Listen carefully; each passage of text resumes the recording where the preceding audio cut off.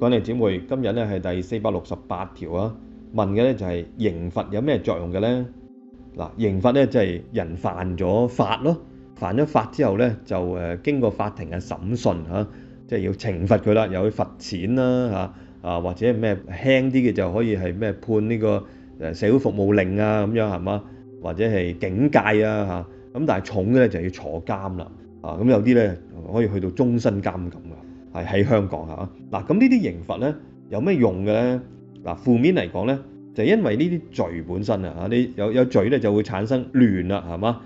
哪怕簡單到咧衝紅燈，咁都係一個混亂嚟㗎，係嘛？因為大家都睇住紅綠燈行車㗎嘛，咁你衝紅燈咪唔得咯，咁啊捉到之後罰錢啦。嗱，呢個咧就簡單啲嘅，咁但係有啲嚴重嘅喎，咁唔係淨係揸車衝紅燈喎，譬如行為衝紅燈，哇！你去譬如賄賂啊、貪污啊呢啲就衝咗紅燈啦，過咗紅線啦。咁咧就要被捕，咁啊經過法庭咁啊坐監啦，係嘛？判咗佢嗱，咁咧就佢知錯啦喎，要佢咧即係負面嚟講，就要為佢所做嘅錯事咧要補償，要負責任，就限制咗個人身自由，要坐監啦。咁正面積極咧就係保障個社會秩序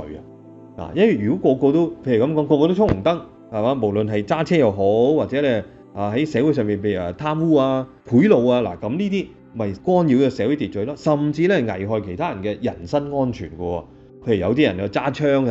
有係搶劫咁樣，咁呢個槍哇走火點啊？會射死人啊等等。咁但係另一個更加積極嘅方面咧，就係幫助罪犯咧改過遷善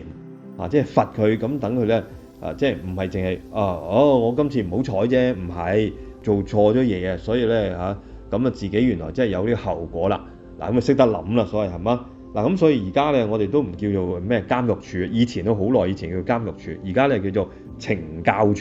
即係懲罰同埋咧教導嚇。咁懲教處咧即係我都好多時候入去嘅，因為作為聖職人員咧可以入去咧探訪嗰啲囚友係嘛咁裏邊咧其實而家懲教處好多嘅不同嘅program 啦不同嘅方式咧嚟到幫囚友咧係改過自身嘅譬如有啲藝術治療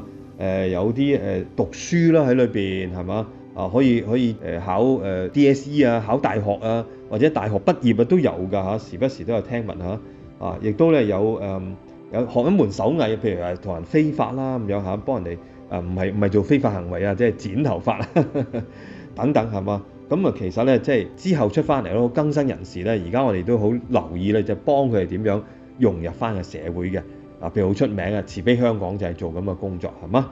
好啦嗱，我哋明白咗呢個刑罰嘅作用之後咧，到最後尾就係希望咧呢啲嘅罪犯都能夠改過遷善啦內心嘅轉變呢個係最緊要嘅。好啦，今日想同大家嘅聖經金句咧，俾大家聖經金句咧就係嚟自呢個